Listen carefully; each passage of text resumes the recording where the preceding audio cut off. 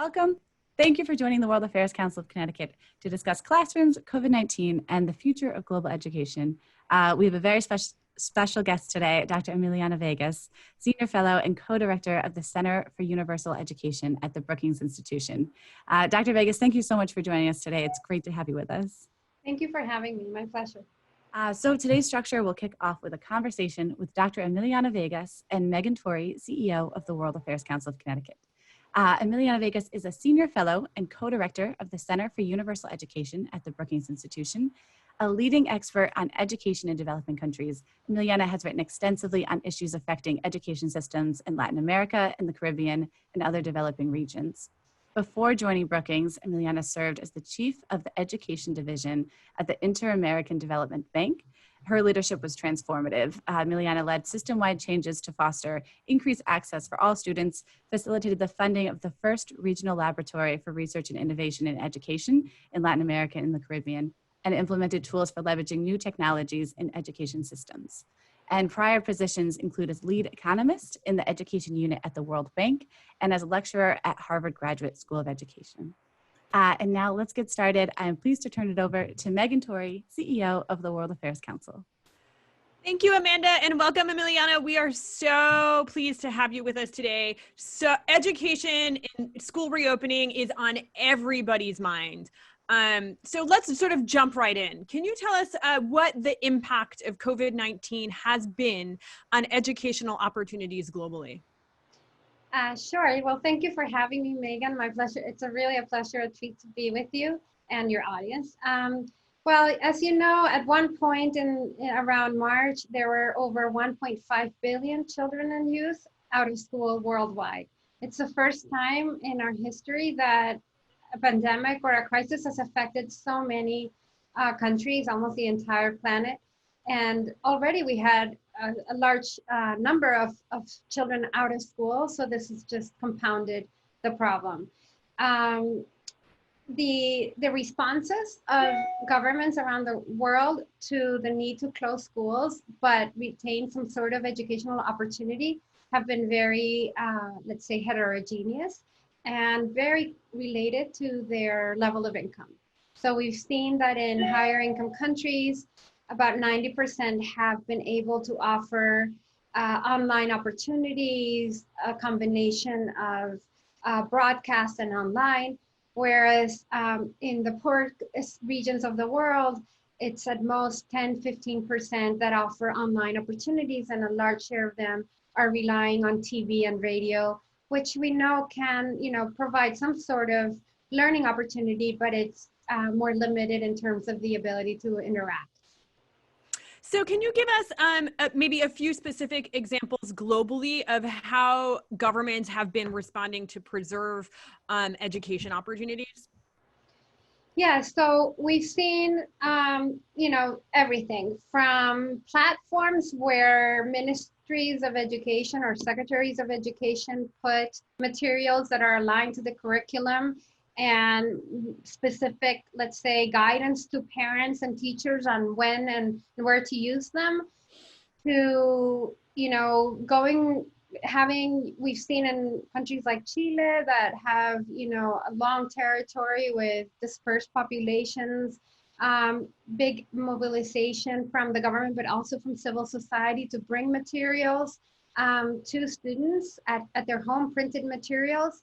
The key challenge has been that the digital divide is also a real problem, not only across countries, but also within countries. We see it here in the United States that some communities, don't have reliable access to Wi-Fi or sufficient devices at home for students to be able to work independently or individually, let's put it that way. So those problems are, as I think it's now common to say that those inequalities were always there, but the pandemic has laid them really bare for all of us to see. So how concerned are you about sort of creating a lost generation around the world? How do you see the impact of this sort of gap in education due to COVID-19 playing out, in a year, 5 years, 10 years? I mean, based on the research from previous crises or pandemics or, long periods of unrest where schools were closed for a long period of time, we do see that there are lasting effects on the cohorts of young children and young adults who are subject to the effects. For example, there's been a lot of research on the Chinese Revolution and when they closed schools and what impacts years later it has on employment opportunities, on the types of jobs that those cohorts have and the earnings they have. There's a lot of evidence, recent evidence from the earthquake in Pakistan and the impact it had on cohorts of students who were then students and now really suffer from not having the skills to engage well in their society. So, the evidence predicts if the past is any prediction of the future, we're in trouble.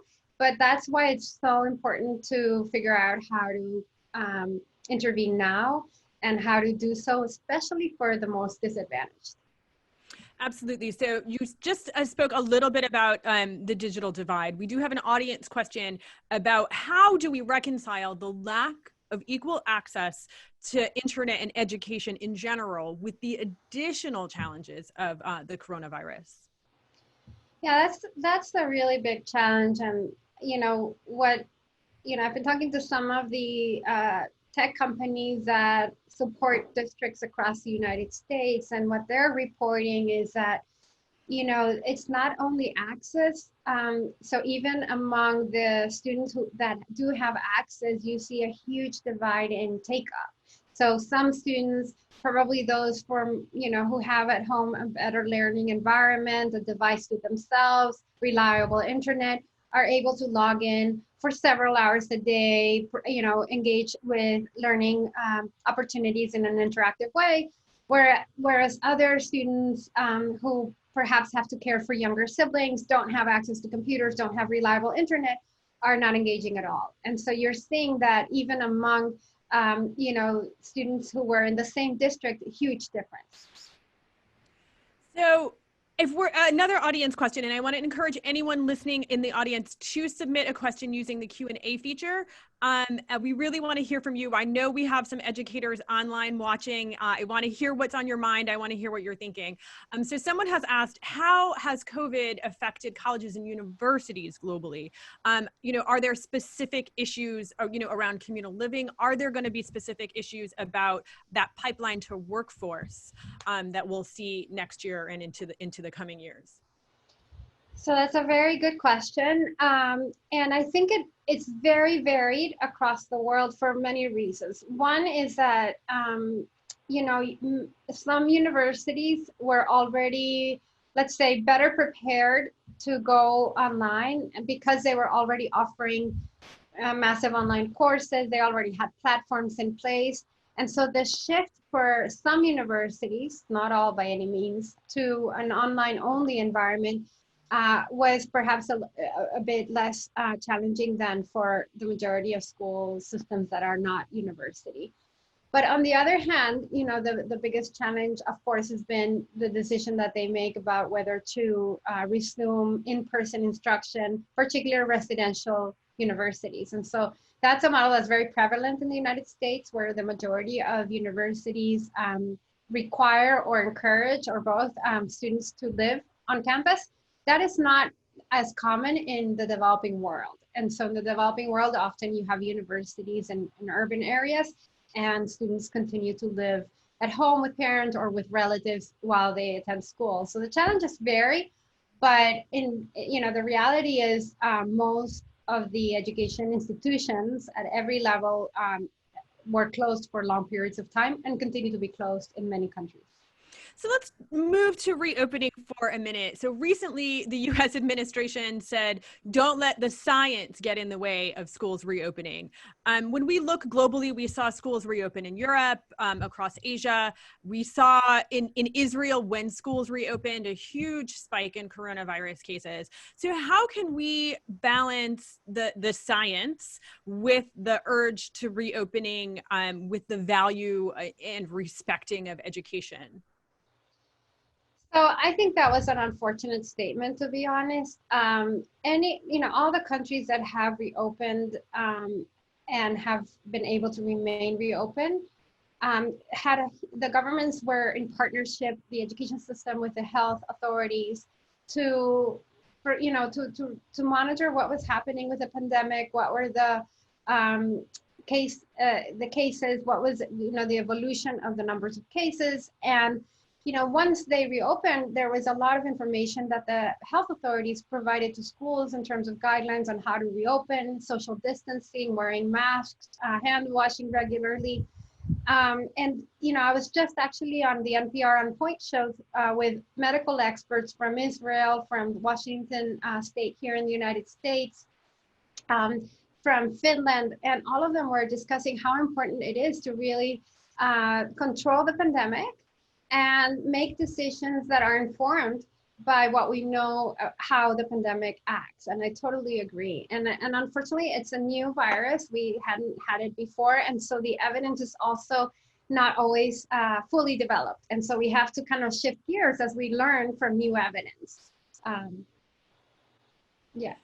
So is there a great global example or a very good global example that might serve as a model for systems, understanding that each situation is different? The COVID crisis in the United States is different than the COVID crisis, say, across Europe right now. But is there a good global example that sort of serves as a model? So there are a couple of good examples that came to light this morning. One is Denmark. Denmark, for example, once they deemed that the pandemic was under control enough to warrant the reopening of schools, they first reopened schools for the younger children. And there are several, reasons that may suggest that that's a good idea. One, from the education standpoint, which is what I'm, more focused on, is that younger children have a harder time learning from home, online, staying focused. They need more parental support. So it also, is a burden on parents. But from the health science, and I was just reading and also hearing some of the experts speaking this morning about it. And, they were mentioning that there is not conclusive evidence, but growing evidence that younger children, elementary school age and preschool age children, are less likely to contract the disease. They're less likely to get severely ill if they do get the virus. And they're also potentially less likely to transmit the disease to others. So for all these reasons, I think maybe starting with the younger cohorts is perhaps a wise idea. Another interesting example is how Uruguay, a country in South America, has done it. They also were very proactive in maintaining the pandemic under control in their country. They're a relatively small country, 3.5 roughly million inhabitants. But they have half of their schools in rural areas. So what they did is they started opening the rural schools, which have a lower density of population. They're generally often just one teacher with a group of kids. And so, they start with rural areas in early June. By end of June, they had been able to reopen all schools in the country.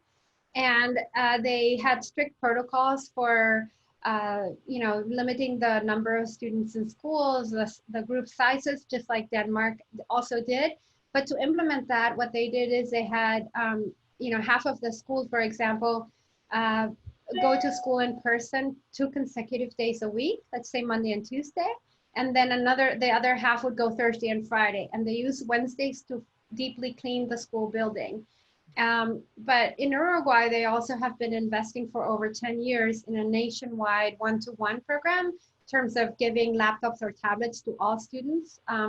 So every student in Uruguay has a working device that they can learn with. And the schools have been trained for now many years. It's been an evolution. When they started deploying the devices, teachers were not prepared. But by now, over 10 years later, there's a lot of evidence that they are better at using it for learning, and that students have, engaged with technology in ways at scale, in ways that very few other systems have. So, talking about technology and realizing the potential of technology to accelerate opportunities for learning, are there opportunities for global cooperation and building better systems for the future, maybe working together? Absolutely. And thank you for posing that question, because, at Brookings and our center in particular, that's really something we're focused on. And yes, I think one of the problems perhaps with the education community, the development banks, is that we've not often spoken with one voice, worked together very effectively to kind of bring the best evidence to bear and to scale the best, what we know works. And so there are efforts underway right now to work together, where, I think driven by an interest to really take this opportunity that COVID has sort of laid on us to make some system-wide transformations that perhaps before were very difficult to make, and also to work better together so that the whole global, let's say, architecture of financing for education systems around the world is more coordinated and more effective. So we know that crisis often is a time of great opportunity to create long-lasting, important change, and that so many have said that, the world will always look different after COVID.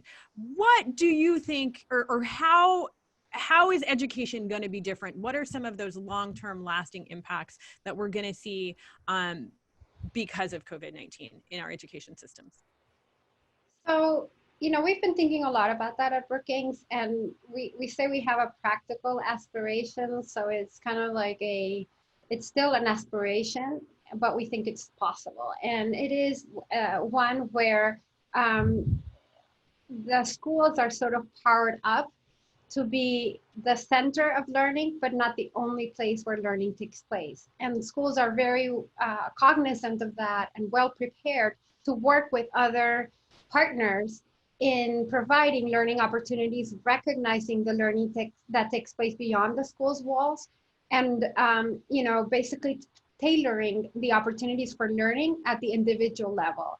And so, why do we think this is a good moment? There's been in the kind of education research a lot of proposals for transforming schools in this way, but this is at one time when all parents have had to observe firsthand, almost all parents in the world who have school-age children, the challenges that schools solve. Let's say the way that schools really can serve them, and they've had to step in many cases. They've also had to, use technology in new ways. Teachers have had to transform their teaching sometimes overnight to go to Zoom, for example, in the more advanced countries, and in other countries to call on the phone their students and check on them and provide them with guidance to continue learning. And so there's been a range of innovation that has happened across the world. I mean, we've heard from really innovative programs happening in Botswana to Colombia, throughout the world. And so we think that it's an opportunity to seize that we hope we can, provide some guidance on and provide some evidence to expand it. Can you give us an example of what they're doing in Botswana or Colombia that is so innovative? So in Botswana, there's been a program for a long time where, not for a long time, but for a while, where a civil society organization supports schools with technology-based products to provide what in the education world we call teaching at the right level. So it's the teacher or the student will be assessed on a digital device, and then the lessons will be tailored to that individual, and it's shown to have really good results, particularly for students who are falling behind.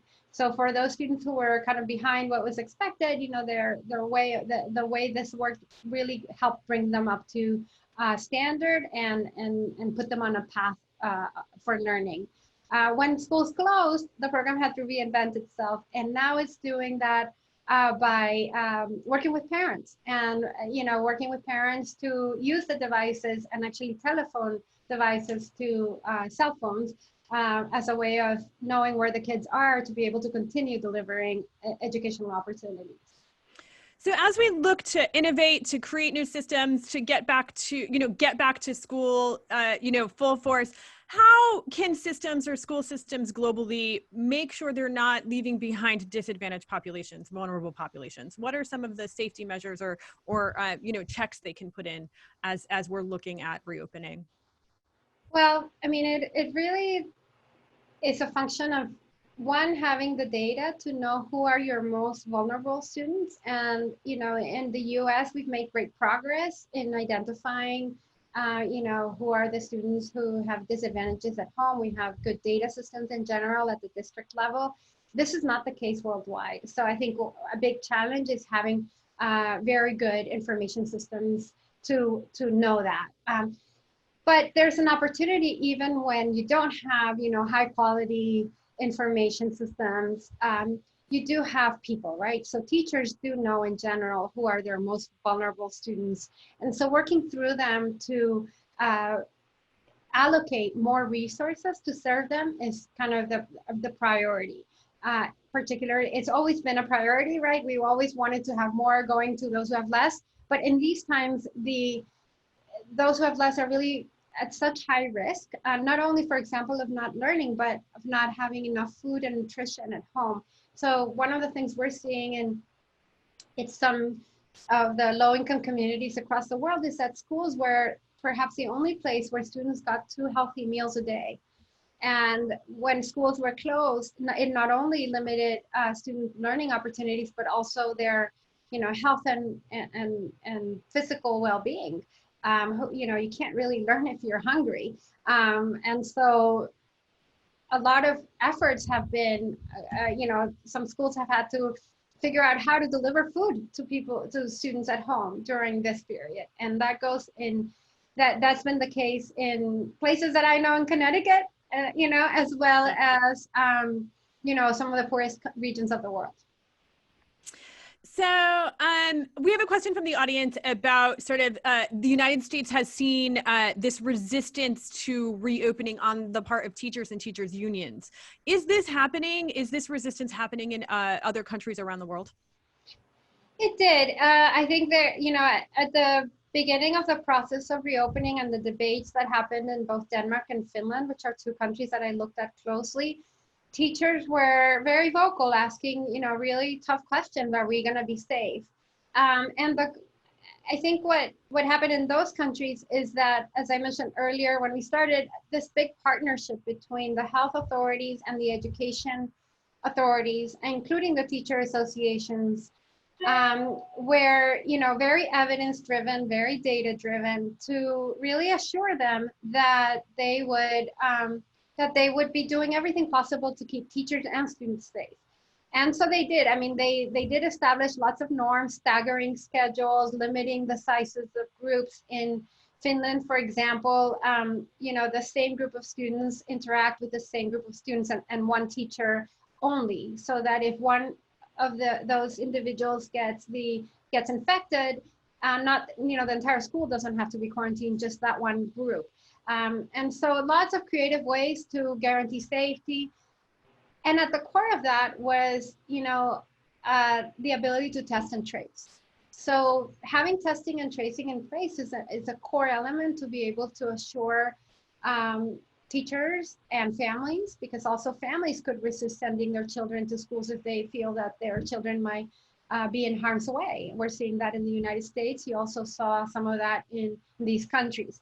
And the third thing is to give options. So in all of these countries, if families felt that their students would be at risk by going to school, or could put someone at risk at home, maybe some adult who has some risk higher risk of getting severely ill from contracting the disease, they could opt out of sending students to school, and the same for teachers. So teachers who felt that they themselves were not healthy enough or could be severely ill if they contracted the disease could continue to teach remotely. So there's a question from the audience about brain drain. Do you think that sort of this COVID-19 crisis will increase human capital flight around the world, given low opportunities for education in perhaps low opportunities for work? I think if it weren't a health pandemic, the cause of all this, I think you would definitely see this. So, I'm from a country that has been for many years having a lot of political unrest and economic depression, and there's been a huge brain drain from my home country of Venezuela. But Venezuelans like myself have been able to come and study abroad because we weren't carrying a disease or we weren't at risk, but also the countries where we were going to weren't a risk to us. I don't see how that's going to happen now, because what we're seeing is actually a lot of countries closing their borders and limiting travel from countries that have the pandemic still not under control. And so I think there's less of a risk of that, at least in the short term, because there's just more limited places where one can go, and the places that are safe now to go are limiting the entry from places that are unsafe. So we're running out of time, but I want to give you an opportunity to end by sort of letting us know what you think, as we look towards schools reopening in the next few weeks, in the next month, and we look towards the next year. What are the most important things that we should be paying attention to in education globally? So that's a very good question. I think that there's a lot of innovation taking place around the world. I think there are countries that had really good things in place prior to the pandemic that have been able to tap into that. Countries like Australia that were already having teacher professional communities online prior to school closures, and that became a really good avenue for supporting teachers and teachers mentoring each other during the time when they all of a sudden had to do classes fully online. So I would say, let's keep an eye on what's out there. I also think there's a lot of innovation happening here in the United States and a lot of diversity across the country. And so I think it'll be very different. For example, the process of reopening schools in, for example, Connecticut than probably in Texas, just because of the way the pandemic has evolved in these two countries, in these two states. Excellent. Thank you so much. We are so happy that you were able to join us today. And I look forward to a time where we can welcome you back to Connecticut in person. I would love that. Thank you so much. My pleasure. And thank you so much. I'll just echo Megan. That was a fantastic discussion. Thank you so much for joining us today, Dr. Vegas. And thank you everyone who joined us as well. As always, I want to invite you, if you're not already, to head on to YouTube at the World Affairs Council of Connecticut. You can subscribe, and there you can find the full recording of this conversation if you want to revisit it, as well as all of our previous episodes and our upcoming episodes as well. Our next conversation will be next Wednesday, again from 12 to 12:30. We'll be talking with Ambassador Wang Ping, Consul General of the People's Republic of China out of New York. And you can RSVP and learn more on our website at ctwac.org. I just want to thank you again so much for joining us. And most of all, thank you so much, Dr. Vegas, for sharing your expertise with us and for a fantastic discussion today. Thank you, Amanda, and thank you, Megan. My pleasure. Thank you. Have a great day. Stay safe.